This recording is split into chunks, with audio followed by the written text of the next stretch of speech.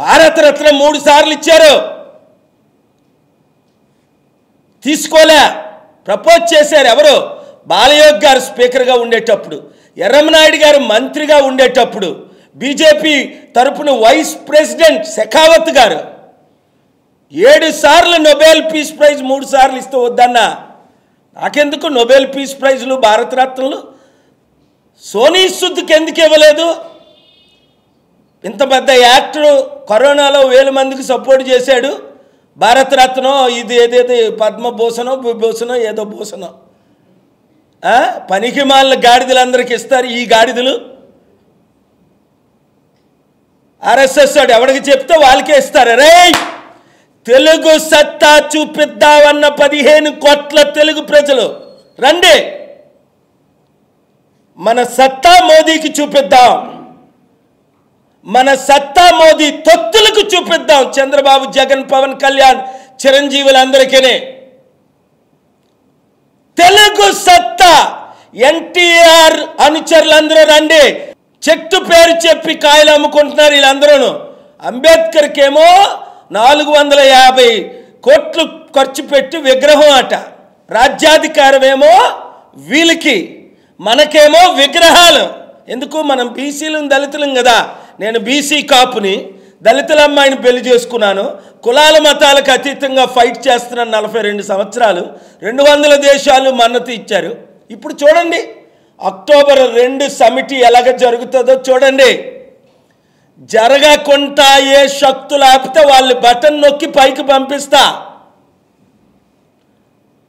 దేశంలో ఉన్న నెంబర్ 2 మంత్రి గారు నా ఫోన్లోనే రేవంత్ రెడ్డి గారితో మాట్లాడారు, కంగ్రాచులేషన్స్ చెప్పారు, వెల్కమ్ చేశారు. అది అందరం కలిసి పని చేయాలి. 10 సంవత్సరాలు బంగారు తెలంగాణ, అప్పులు తెలంగాణ అయిపోయింది. ఇప్పుడు దాన్ని మార్చడానికి నేను కేసీఆర్ గారిని, కేటీఆర్ గారిని కూడా కలుస్తున్నాను. వారు ఆహ్వానించారు, నేను కలుస్తా. అందరం కలిసి పని చేద్దామని.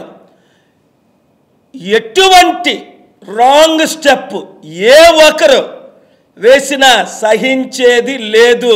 నేను రంగంలో దిగాను నా ప్రజల కొరకు, నా తెలుగు ప్రజల కొరకు.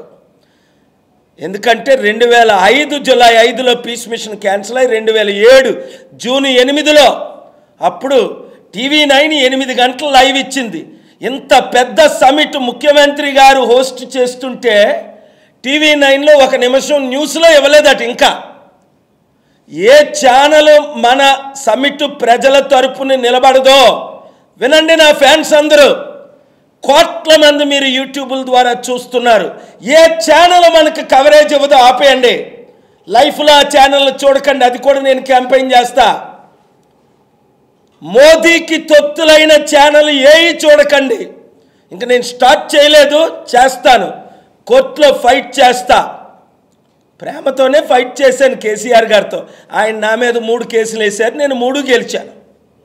నేను ఆయన మీద 5 కేసులు వేశాను, 5 గెలిచాను. సమిట్ ఇవ్వనప్పుడు కోర్టు నుంచి ఆర్డర్ తెచ్చుకున్నాను. అక్టోబర్ 2, నవంబర్ 14 సిబిఐ ఆర్డర్ తీసుకొచ్చాం ఆ 4 ఎమ్మెల్యేల మీద. కామారెడ్డి రైతుల గురించి ఫైట్ చేసాం, ఆర్డర్ తీసుకొచ్చాం. సెక్రటరేట్ ఆయన పుట్టినరోజును ఓపెన్ చేయకూడదు అనుకున్నాం, ఆర్డర్ తీసుకొచ్చాం. ఇలాగ ప్రతిదీ ఆర్డర్స్ కోర్టులు ఉన్నాయి మనకి. Thank you very much.